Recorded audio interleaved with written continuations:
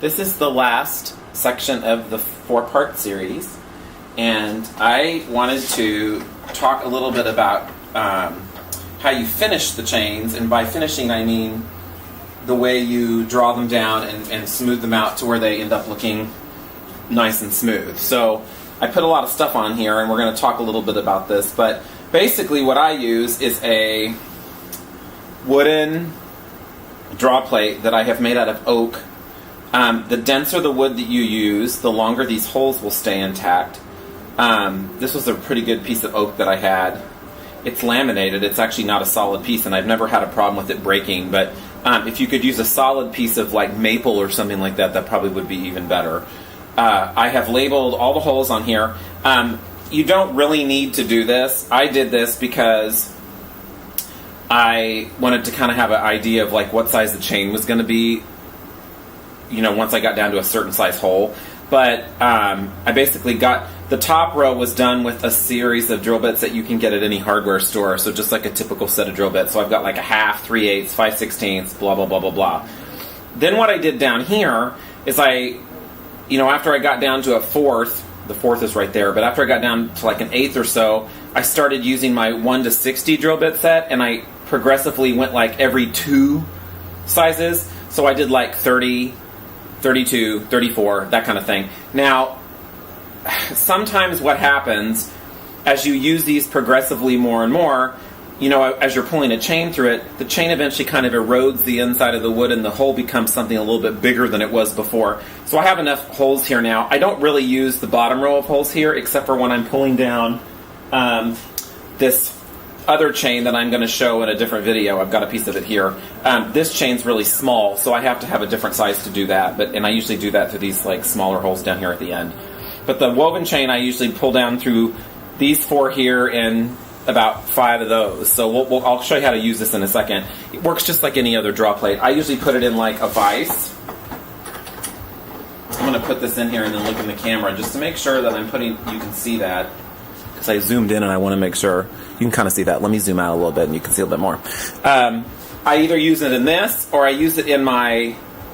I have a big vise down here underneath the camera that rotates and does all sorts of crazy things. I'll see if I can pan down and you can see it. This guy right here. It's got a big anvil surface on it too, but this part rotates around and I can stick it in that. Anything that you can put it in to kind of help you give stability to what you're working on, I think helps. Oops, sorry. I'm going to rotate that a little bit. I usually just use this because my chains aren't too long, and I have other places in the garage in here where I can move this. I only have about 2 feet between my tabletop and this case that's behind me, so sometimes it's kind of hard to pull this direction, so I might have to move this. It would be nice if I had one of the vices that had like a rotating head on it, and then you could rotate it and pull it that way. But anyway, so you don't have to make it out of wood. I thought I would show you this one just because I'm going to take it out so you can kind of look at it again. It's hard to see it when it's sideways. I just made this one. You can buy them. I mean, it's not hard to drill a few holes. I think if I were to make another one, if this one breaks or something, I probably would switch to Delrin, which is a white plastic that you can get at many plastic suppliers. I worked with one in Seattle called Laird Plastics. I think we have one in Dallas too, but there's Alliance Plastic. There's lots of different places. Just look online, type in Delrin sheet. This is a sinusoidal stake that's made out of Delrin.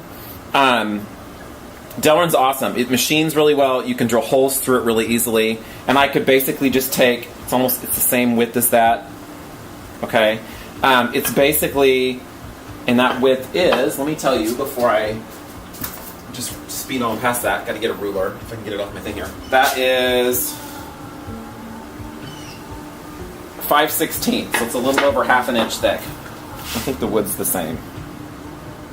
Yes. So, I don't know, you could go thinner, but it might cause too much flex in the material, and then you would have kind of a hard time drawing things down. So, cheap, a little more expensive. I think this might, not wear down as fast, but I've seen kits online, and I've watched some videos online of people using thin Delrin draw plates, and they look raggedy on the inside of the holes. So I don't, I think these chains are strong. I think they're going to kind of rip apart anything that you've got in there, unless you want to draw them through a metal draw plate. Now, I currently don't have a metal draw plate that will pull the sizes of these chains down. You can draw them through metal draw plates. Just going to pull this one out. This is my tungsten one. The biggest hole I have there is like 8 gauge, so I wouldn't be able to pull mine through there. They do make bigger size draw plates, and you could even get a piece of steel, be really careful, and you could get yourself a nice set of drill bits, and you could very carefully make your own out of steel. I don't think you need to do that, and the reason is, and I'm going to show this right now, there's a difference between the way these things look when they're pulled through a thing, and I'm going to get up really close, and I'm going to hold this here so you can see this. See if it'll focus. There we go. So this chain has been drawn down through a metal draw plate, and it basically burnishes and flattens the outside edge of the wire. So it ends up looking more like those chains that you might find in Indonesia or Bali that are kind of, they still bend. You can see it still bends, but it has a much different look to it. I like it, but sometimes what happens when you pull these through, they get really sharp in between the wires, and they grab hairs on the back of the neck even more than they would if they were just a regular chain. So I don't know. I feel like if you want a chain to look like this, just buy a chain to look like this. I feel like if you're weaving a chain, make it look more like, it's woven. This is a piece of one that, sometimes occasionally what will happen is I didn't weave something correctly and I'll draw it down and it'll break. So I keep the pieces. You never know when you might use this as the top of a bracelet or something, right? So anyway, so I just wanted to show you the difference between pulling it down a metal draw plate and a wooden draw plate. So someone asked me the other day in a comment from the other videos, what do you have to do about annealing? Well, sometimes if you've used a softer type metal, let's say you did weave a chain out of higher karat gold or fine silver or copper. Copper's a pretty good example. You might be able to, get the thing woven and start drawing it down, and you may never have to anneal it, and that's great. If you think you can do that, that's wonderful. I have learned, and especially with this bronze one, I'm probably going to have to anneal this one. A lot of these metals that I work with are alloys, and they really require that you anneal them. So it's also good to anneal them because let's say if you were using a stiffer material, and this is a good example. I'm going to see if I can find a spot in here to show you. I don't know if you can see that or not. Let's let it focus. There's some little boo-boos in the weaving here, okay? I was going to talk about this briefly. There's a bad one right there. You can go, before you even start drawing this thing down, you can go in with your little weaving tool, and I threw my weaving tool in here, where is it? You can go in here with your weaving tool. Let's see if I can do this. And you can kind of push these wires to make them look like they, sometimes loops get distorted and they don't look that great. So you have to kind of like go in there and touch them up. I would do that now and kind of push them into place before you start compressing this thing down in the draw plate, and it loses the ability for you to do that. So I've got some little boo-boos here that I might want to push back together. The other way you get little weird inconsistencies like that in the chains, remember I talked about when you're going out of the hole and coming back into the hole, you want to always go out and come back in the same way. You might get tired, and I've done this before too. You might get tired, halfway through the chain, and one of your loops down here, you go out of the chain and you accidentally come back through the loop again, but you go in front of where you came out. You can do that, but you should do that all the time, because if you do it once in the chain, it's going to kind of show up later on. I have a chain that I put on a really awesome piece, and there's this one spot that I catch all the time where the wires got twisted, and it drives me nuts. So that's why I mentioned, going out and coming back in the same way every time. So we're going to work with this one. I'm probably going to have to anneal it. I've done this enough where I probably will anneal this with a torch. But you could I have an enameling kiln, so you could actually, figure out the melting temperature and then just warm the kiln up and then, anneal it in the kiln if you're afraid of melting the wires. They suggest you do that anyway, if you're doing with anything really delicate, because you don't want to shoot a torch at something and melt it. Like I said, I use a really bushy flame. I've done this enough to kind of know what I'm doing, and I haven't had a problem. I have occasionally melted little parts of it, but just be careful. So I'm gonna, all you do, this has been pulled down once. I'm gonna go ahead and just put it in here. Let me make sure that I'm kind of zoomed in on that. I'll rotate the camera a little bit too so you can see me pulling it through. And then, you don't have to use draw tongs. I have two pairs. I have a small pair and I have a large pair. I also have a pair of channel locks that would work just as well. So if you don't want to use regular draw tongs, I know a lot of people don't like them. They're kind of hard on your hands. The other thing is, a lot of these have the loops at the end, right? So you theoretically could put it through the draw plate and then put something through those loops and pull it. I don't suggest doing that because I've seen people pull the loops out and break the loops. You just want something grippy to grab onto this. So, I'm going to kind of judge. That's actually a pretty good one. I probably got down to, I did this so long ago I can't really remember. Don't try to compress it down too fast.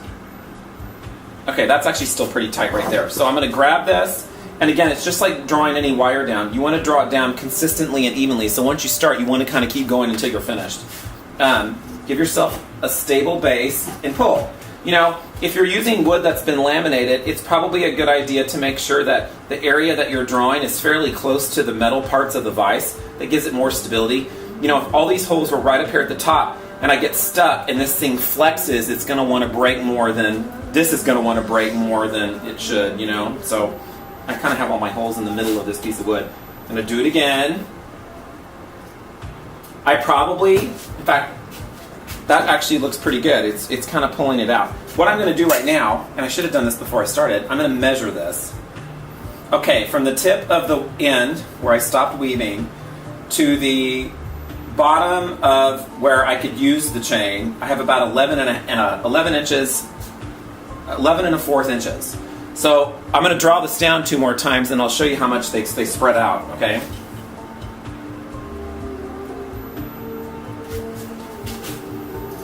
It's compressing, it's pulling in, it's looking better every time I do this.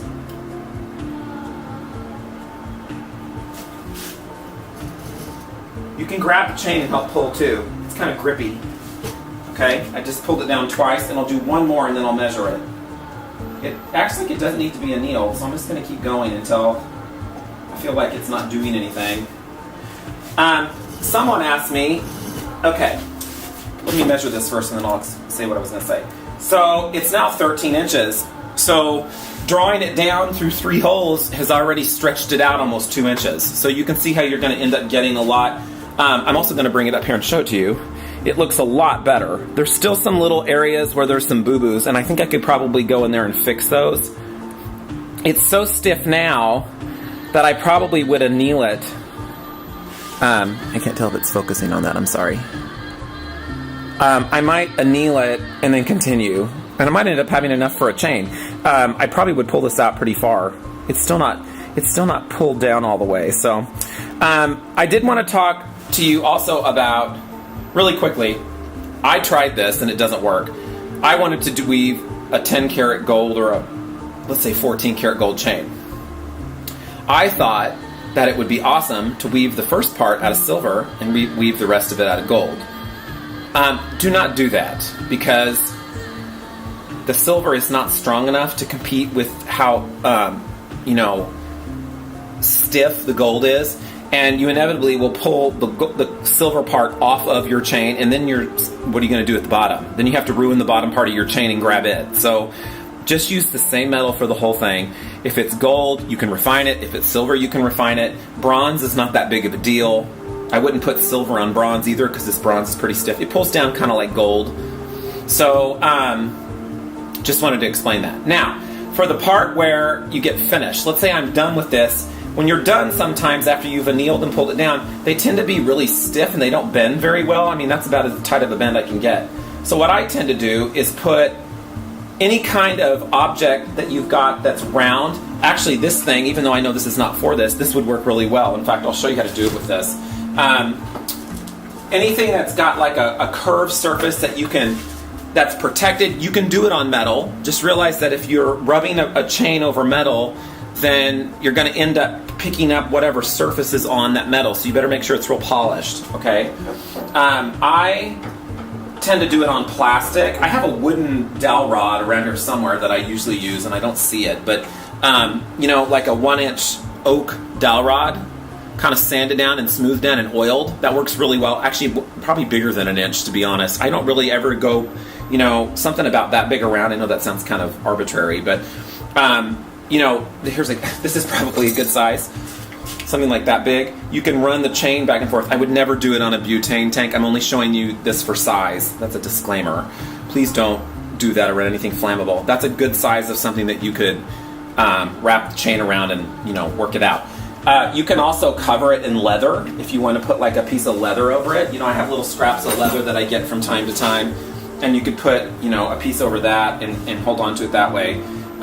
Generally what I do is I just take the chain.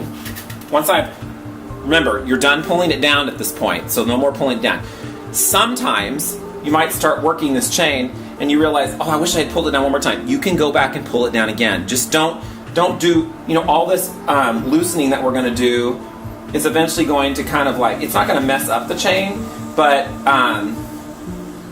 you don't want to keep going back and forth. You're going to have to kneel it again, right? So I have learned, and this is just me, I try to find, usually these things when they sit here and you rotate them, you can kind of find a sweet spot where it already wants to kind of lay. That's it right there. I can feel it when I'm twisting it. I'm going to try to only work it in that direction. So it wants to lay perfectly as a chain in that direction. Some people rotate them and work them all the way around. I've learned that if you do that, if you're working these things out and you rotate them while you're doing them, they're getting so loosey-goosey that then they start to kind of take on their own twist, and they don't hang beautifully when you're wearing them. So I only work them in one direction. I kind of find the spot where it wants to lay, and I just carefully, don't go crazy. This is actually probably too small of a width here. It's going to make this thing get really loosened in one direction, and I probably want more of a subtle curve, but I'll just do it a little bit to show you. I'm not rotating it. I'm only working it in one direction. Okay? It's kind of chewing up it's not hurting it that bad. Anyway, so you can keep doing that. That actually is pretty good. Okay? The bronze is pretty nice. I need to draw this down a little more. I need to anneal it, but I just wanted to show you how to do that. It's pretty simple. Lots of different things you can use. You can see it's much tighter now. Can you see that? I'll zoom in on that. Sorry.